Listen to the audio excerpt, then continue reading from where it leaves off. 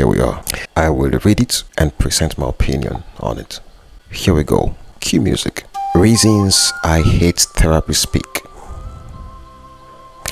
The most selfish person you've ever met now justifies their lack of consideration with boundaries.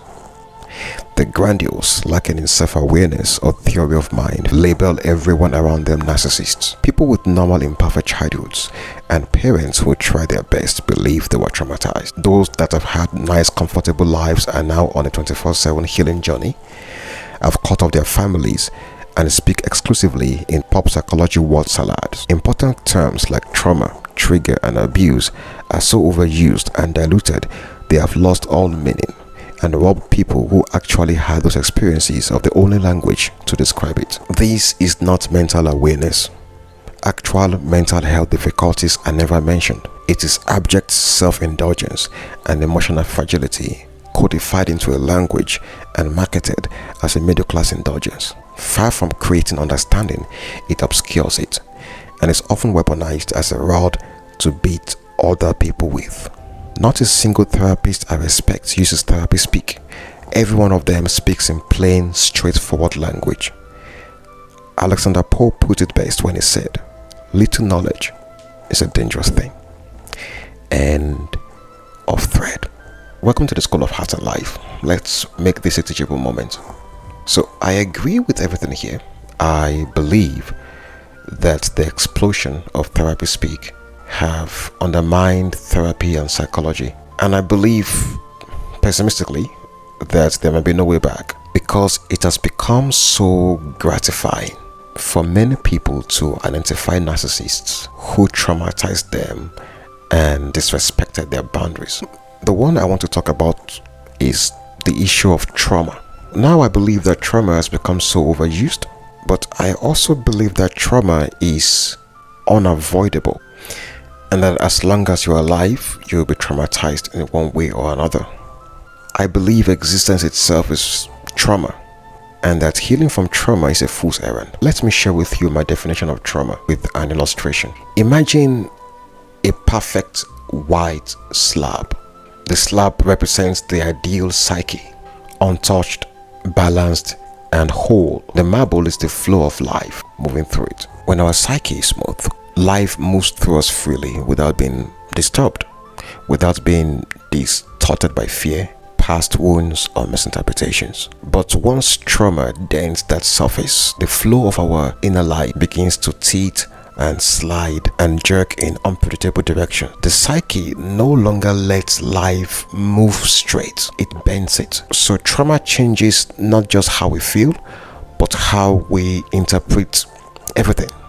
It becomes the invisible force that redirects the marble. Now, this is my perspective. No one is born without trauma, because no one is born with a perfectly smooth psyche. In fact, the only state in which a mind could ever remain flawless, undented, and unscarred is the state before existence, a state of non-awareness where nothing collides with anything. Only there can the psyche be imagined as a perfect, unbroken slab. But the moment awareness begins, the moment we cross that threshold into existence, I believe trauma becomes inevitable, because awareness requires dents. It requires the psyche to inherit pressures, imprints, asymmetries, and distortions.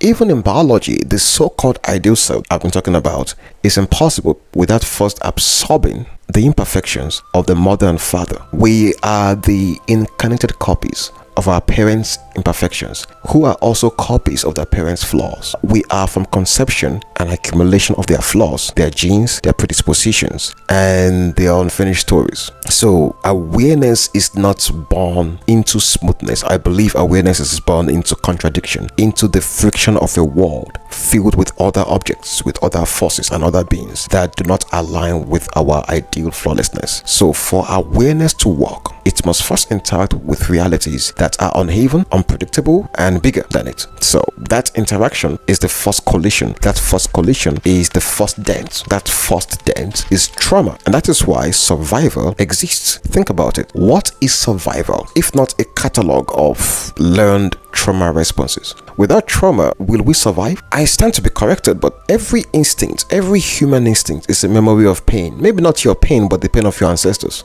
Every adaptation is a mark of what went wrong. Every precaution is a reaction to something that should not have happened, but did happen. So now we can't forget. For us to survive, we must not forget. We have to hold on to the memory of pain so that it won't repeat itself. So we have to keep the trauma and interpret it as instinct so that we can survive. Now, for most people, trauma will become more intense and specific. There will be losses, there will be heartbreaks, there will be betrayal, there will be danger. But even these things are not deviations from the natural order. They are priced into the fabric of existence itself. Because as long as two forces exist in the same space, collision, either metaphorically or literally, is mathematically inevitable.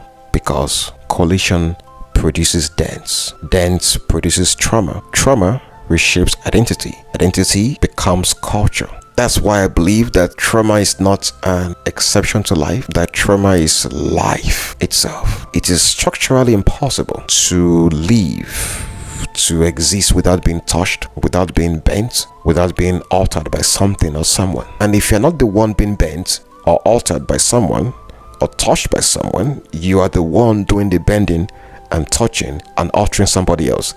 It's my belief that if you're not the one traumatized, you're the one inflicting trauma on someone else. I stand to be corrected. So if collision is unavoidable, then so is trauma. And if trauma is unavoidable, then no one can be healed back into the smoothness of non-existence. So you cannot heal from life, because the only state without wounds, the only state without trauma is the state of non-existence, the state without being. So what we call healing cannot be a return to flawlessness. It can only be the art of learning how to move despite these dents. And sometimes it also involves how to make those dents meaningful, how to interpret our trauma as meaning. And I think that's one way we can move beyond this 21st century trauma consciousness. If we think we can transcend trauma, I don't think we can. I may be wrong, but I don't think we can transcend our being. I mean, is birth not a trauma of a kind? And is death, which is coming for every one of us, not the ultimate trauma?